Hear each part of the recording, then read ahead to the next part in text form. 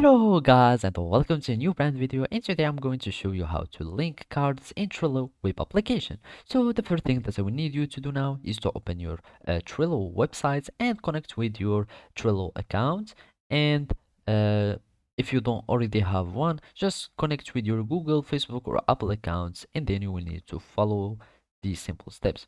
And basically the first step that we will do is to go to our board to reach our cards that we want to link. And basically you click on this board menu here in this navigation tab, so we can see all the cards, all the boards that we have.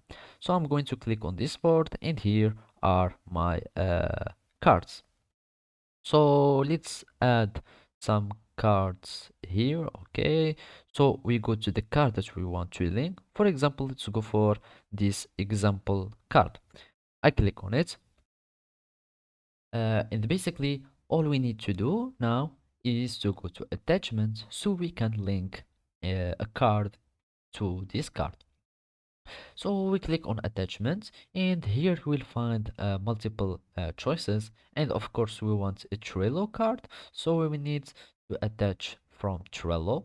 We click on Trello, and here we will find all the cards that you have in your boards, and basically you can link uh, uh, cards from other boards, so it's not necessarily that it stays in the same board. And all we need to do is to go to the card that you want to link and click on it, and basically an attachment will be due to this one. And as you can see, the cards are connected. Would you like to attach to merge? So now they are connected successfully. And basically when you go to this card, or you click on this card, you will see that we can go to this card, and they have an attachment between them, and also this card is linked to this one, so now we have two attachments with these cards.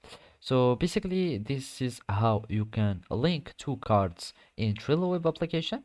Thank you for watching, and see you next time.